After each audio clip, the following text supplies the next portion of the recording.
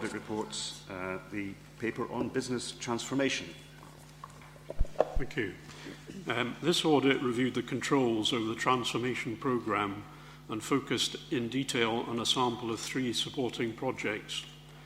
The report details the importance of the programme to the Council in transforming services and helping to deliver savings to bridge the funding gaps over the next few years. The report notes as examples of transformation projects which have had a positive impact on the service, and these include housing, children's services and adult and community care. There has, however, been challenge in delivering the savings targeted from the start of the programme, with a current variance of 1.3 million to budget. As there is a projected shortfall of 11 million by 16-17, and the transformation programme is an important element in reducing this as part of the financial strategy, it is important that these savings are actually achieved going forward. We identified a number of issues around the programme governance, including reporting and risk management, and we have made a number of recommendations on these and in relation to the individual projects reviewed.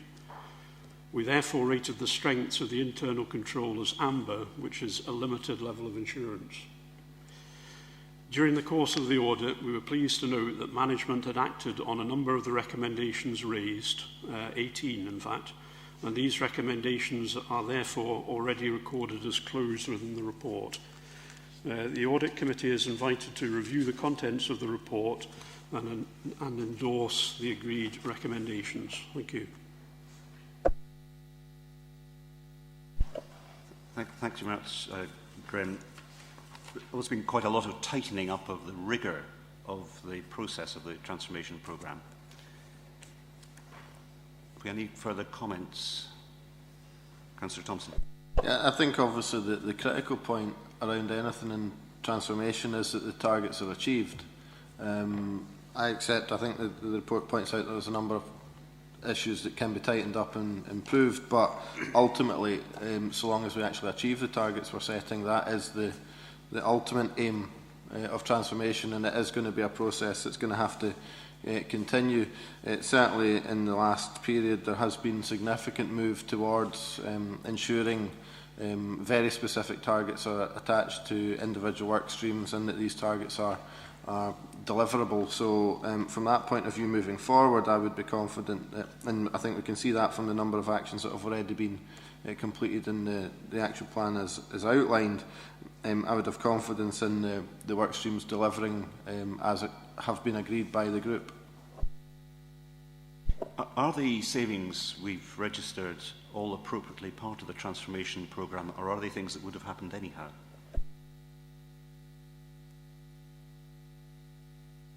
Has the baseline for our savings changed?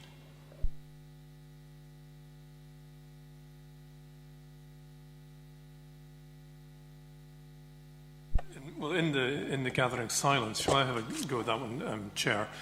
I think that the transformation programme started with a report that I wrote to the Council as a relatively new Chief Executive in 2010.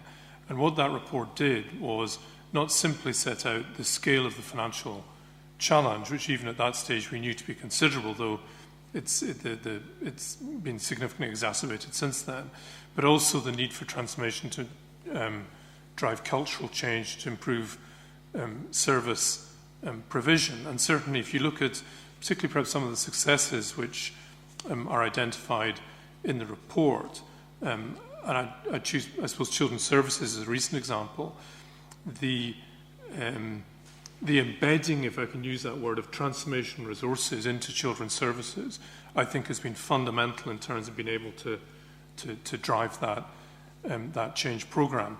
So I don't think it's possible to say exactly what would have occurred without the transformation programme. I suppose what the report says to me is that it underlines the importance of transformation in terms of meeting our financial and service challenges. I think it makes some very strong points about the need for good governance and that needed to be improved. And of course, the structural change we made earlier this year, putting transformation into finance and integrated service support was, I think, in large part designed to help achieve some of these shortcomings. So the report does show that we need to do better, but it also underlines the importance of transformation in terms of getting as far as we have got. Can I ask about the enhanced early retirement programme? There seems to be quite a lot of interest in this, if I may put it that way. It will have consequential impacts on the pension fund. Are there any adverse consequences to the Council of having several hundred employees take early retirement under this new scheme? I'm not sure what you mean by adverse consequences, but in terms of the financial strategy report and the monitoring reports, we report the impact of the severance packages on the Council's finances, both in terms of the savings they have in the revenue account and the impact they have on reserves in terms of the one-off costs through severance payments and strain on pension fund costs. So there's full transparency in terms of the reporting of the numbers, and the scheme has requires a business case for each application, which highlights which reinforces the positive impact it has on the overall impact of council finances, in terms of there has to be a relatively short payback in terms of the upfront costs and the savings that will then accrue. So the bottom line is that Audit Scotland, for example, would not find the situation on early retirement here something that they would adversely comment upon. That we are getting the commercial benefits from early retirement and the costs are reasonable. I suppose I wouldn't want to answer a hypothetical question of what Audit Scotland would or would not do, but there's nothing that I've seen that would suggest that we're far away from what other councils are doing in terms of schemes, or that it is unreasonable. And again, I would reinforce that each case has a business case which shows that there is a long-term payback for the money we're spending to release staff. The overall impact of the scheme that was reported to Council in September, there is a premium that has been paid for to enhance the scheme, which has allowed us to drive the costs out of the business, and that's a small part compared with what would have been incurred if we'd had simply allowed people to leave the organisation on statutory terms. Thank you.